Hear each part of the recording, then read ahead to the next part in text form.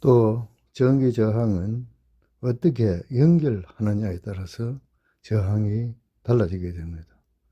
먼저 직렬 연결에 대해서 말씀드리겠습니다. 그림과 같이 저항 R1, R2, R3를 직렬로 연결하고 양단에 전이차 V를 주면은 저항시 R1에는 V1은 이꼬로 IR1, V2는 이꼬로 IR2, V3는 이꼬로 IR3의 관계를 만족합니다. 그런데 전체의 전하 V는 V1 플러스 V2 플러스 V3이므로 전체의 저항을 우리가 R이라고 하면 V는 이꼬로 IR의 관계를 만족합니다. 이 식에다가 V1, V2, V3를 대입해서 풀면은 R은 이꼬로 각각의 저항의 합과 같이 되는 것을 알 수가 있습니다. 또 그림과 같이 저항 R1, R2, R3를 병렬로 연결하고 양단에 전이차 V를 주면 그림에서 볼 것 같으면 I1은 이꼬로 R1분의 V, I2는 이꼬로 R2분의 V, I3는 이꼬로 R3분의 V가 되겠습니다.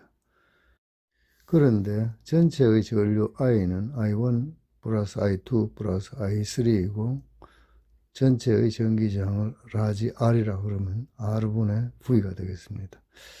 그래서 이 식에다가 I1, I2, I3를 대입해서 풀면은 전체의 저항분의 1은 이꼬르 각각의 저항의 역수의 합과 같은 것을 알 수가 있습니다. 우리는 오늘날 매우 반도체에 대해서 관심이 많은데 잠시 반도체에 대해서 설명을 하도록 하겠습니다. 자유전화 이동이 원활한 도체를 우리가 양도체 혹은 그냥 도체라고 하고 전혀 전하가 이동할 수 없는 물질을 우리가 부도체라고 하고 그 중간에 전기저항을 갖는 도체를 우리가 반도체라고 하지요. 순수한 교소나 게르마늄은 부도체보다 저항이 작으므로 어느 정도 약한 전기는 흐릅니다. 그러나 금속과 같은 도체보다는 저항이 매우 크기 때문에 전류의 세기는 아주 작습니다. 즉 도체에 비해 매우 작은 수의 자유전자를 포함하고 있는 이와 같은 물질을 반도체라고 합니다. 그런데 반도체에 인이나 안티몬, 인디움, 알루미늄 등의 불순물을 조금 넣으면 순수한 반도체보다 전기가 잘 통하게 됩니다. 이것을 불순물 반도체라고 합니다.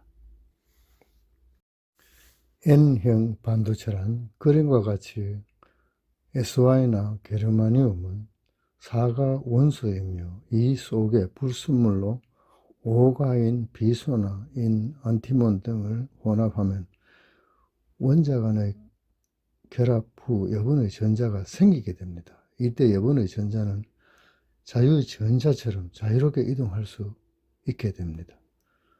전압을 걸면 이 여분의 전자들이 움직이면서 전류가 흐르게 됩니다. 이러한 반도체를 N형 반도체라고 합니다. 이번에는 P형 반도체에 대해서 말씀드리겠습니다. 규소나 게르마늄에 불순물로서 삼가인, 인이나 붕소 등을 혼합하면 전자가 부족하여 전자가 들어갈 자리에 빈 구멍이 생기게 됩니다. 이 구멍을 겉보기에 플러스 전하를 갖는 구멍과 같이 보입니다. 따라서 이 구멍을 전공 또는 홀이라고 합니다.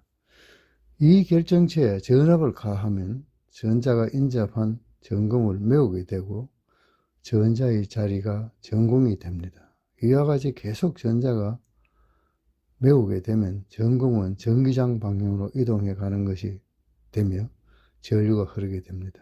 이와 같이 전공이 이동해 감으로써 전류를 흐르게 하는 반도체를 P형 반도체라고 합니다. 이번에는 반도체를 어떻게 이용하는가에 대해서 말씀드리도록 하겠습니다. 첫 번째로 반도체를 다이오드와 같이 사용하는 경우를 말씀드리겠습니다. P형 반도체와 N형 반도체를 그림과 같이 접합한 것을 PN 접합이라고 합니다. 그 양단의 전원을 연결한 것이 반도체 다이오드입니다. P형 다이오드의 P형이 마이너스, N형이 플러스 되게 전압을 걸어주면 P형 전극은 마이너스 극으로 끌리고 N형 전극은 플러스 극으로 끌려 P형과 N형 접합 부분에 전기를 운반하는 것이 남아있지 않게 됩니다. 따라서 전류가 흐르지 않게 됩니다. 이 경우는 역방향으로 연결되었다고 합니다. 이와는 반대로 P형이 플러스, N형이 마이너스가 되도록 전압을 걸면 P형 부분의 전공과 N형 부분의 전자는 접합면을 통하여 반대쪽으로 나아가게 됩니다. 각 영역에서는 전공과 전자의 결합이 일어나도록 P형의 전극에서는 전공이, N형의 전극에서는 전자가 계속 공급되기 때문에 전류는 계속 흐르게 됩니다. 이 경우를 순방향으로 연결되었다고 합니다. 이와 같이 반도체 다이오드는 P형에서 N형으로 향할 때만 전류를 흐르게 하는 정류작용을 일으킬 수 있습니다. 이번에는 트랜지스터의 증폭작용에 대해서 말씀드리겠습니다.